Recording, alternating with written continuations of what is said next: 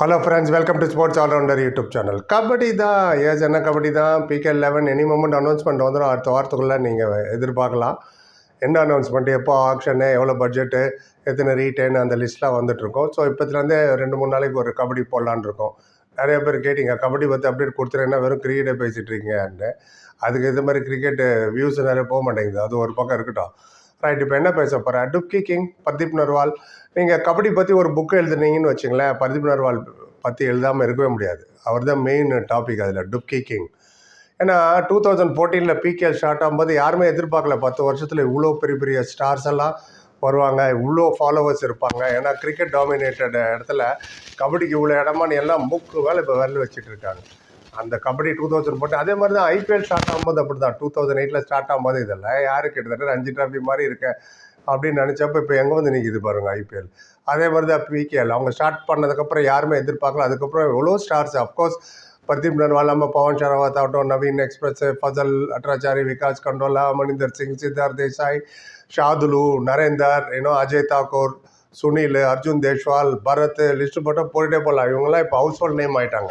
எல்லோரும் பார்க்க ஆரம்பிச்சிட்டாங்க. அதுவும் பல லாங்குவேஜில் வேறு காமெண்ட்ரி வருதா, எல்லாம் இன்வால்வ் ஆகிட்டாங்க. கிரிக்கெட்டுக்கான உங்களுக்கு நிறைய செலவு பண்ண வேண்டியிருக்கும். Bat, ball, pad, gloves, inner, wicket keeping gloves, helmet. இதில் அப்படியே இல்லை, எங்கேயாவது இடம் இருக்கா, கோடை கிளி கையால் போட்டு விளையாடிடலாம். அந்த ரொம்ப ஈஸி 40 நிமிஷம் கேம் வேறு. ரைட், இப்போ என்ன சொல்ல போகிறாவா சொல்லு. பர்தீப் நர்வால், நான் எதனால் அவர் பேர் கண்டிப்பாக புக்கில் இருக்குன்னா, அவர் தான் greatest of all time kabaddi, world லெஜெண்டே சொல்லலாம் கபடிக்கு. நாட் ஒன்லி இந்தியா, வேர்ல்டு லெஜெண்டுக்கு, வேர்ல்டு கபடிக்கு அவர் பேர் இல்லாமல் நீங்கள் புக்கு எழுத முடியாது. பெங்களூர் புல்ஸில் தான் அவர் ஃபஸ்ட்டு டெபு ஆச்சு PKL 2ல். அதுக்கப்புறம் அவர் வந்து பாட்னா பைரட்ஸுக்கு வந்தப்போ தான் 3 வாட்டி அவங்க கப்பு ஜெயித்தாங்க லைனாக. 3 இவர் இருந்தார். இவரோட பர்ஃபார்மன்ஸ் தான் ஸ்டூட் அவுட் ஜெயித்தது. அது ஒரு முக்கியமான காரணம். அதுக்கப்புறம் ஏன் ரிலீஸ் பண்ணாங்க என்னெல்லாம் ரொம்ப டீட்டெயில் அது உள்ளெல்லாம் போக வேண்டாம். பட் UPOதாக்கு வந்ததுக்கப்புறம் அந்த லாஸ்ட் 3 சீசன் அவ்வளோ போன மாதிரி தெரில, நல்லாவே இல்லை அவரோட பர்ஃபார்மன்ஸ். அதுக்காக அவரோட டுப்கி பண்ணுற இதுவாகட்டும், ஸ்கில் ஆகட்டும், டோ டச் ஆகட்டும், எப்படி போனஸ் எடுக்கணும், டூ ஆர் டை எப்படி எடுக்கணும், அண்ட் போக் லைன் எப்படி டச் பண்ணிட்டு வரணும், இதெல்லாம் மறந்துட்டார்னு அர்த்தம் இல்லை, எல்லாம் தெரியும்.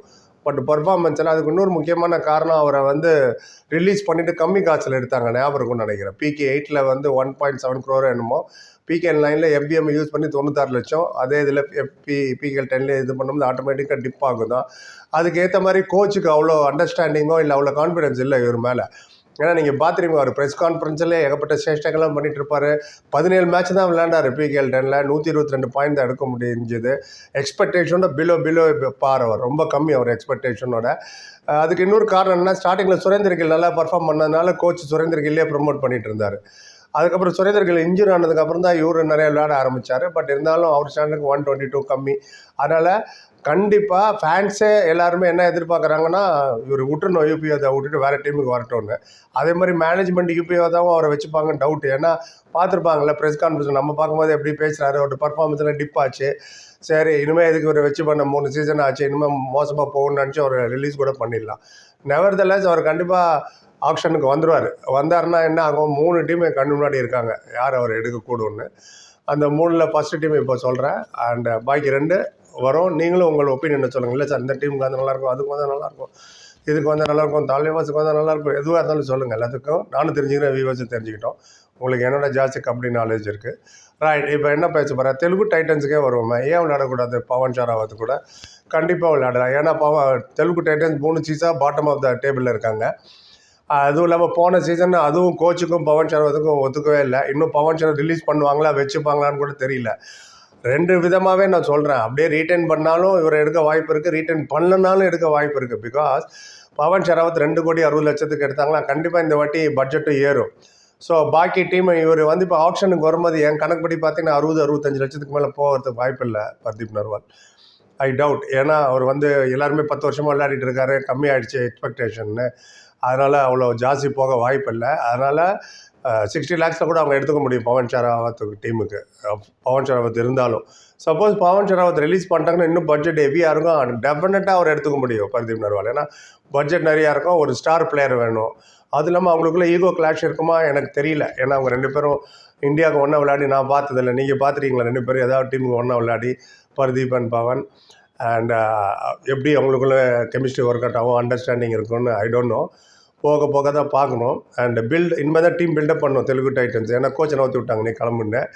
வரும் அடுத்த வாரத்துலேருந்து ஒன்றா லிஸ்ட் வர ஆரம்பிச்சிடும். யார் ரிட்டர்ன் யார் ரிலீஸ். நாங்களும் நிறைய வீடியோஸ் போட்டுட்ருப்போம். இது இல்லாமல் இன்னும் 2 டீமுக்கு வர வாய்ப்பு இருக்குது. என் மைண்டில் வச்சுருக்கேன். அதை பற்றி நான் அப்புறம் எடுத்துகிட்டு வரேன். உங்கள் மைண்டில் என்ன இருக்குன்னு நீங்கள் சொல்லுங்கள். இல்லை யூபி அதாலே இருக்கட்டுமா, கோச்சுக்கிட்ட சண்டை போட்டுக்கிட்டே இருக்கட்டும், அப்படியே இருக்கட்டும் நினைக்கிறீங்களா சொல்லுங்கள். நானும் தெரிஞ்சுக்கிறேன், தெரிஞ்சுக்கிட்டோம். நெவர்தலெஸ் இன்னும் 2-3 சீசன் கண்டிப்பாக விளையாடலாம். Pardeep Narwal still has that hunger.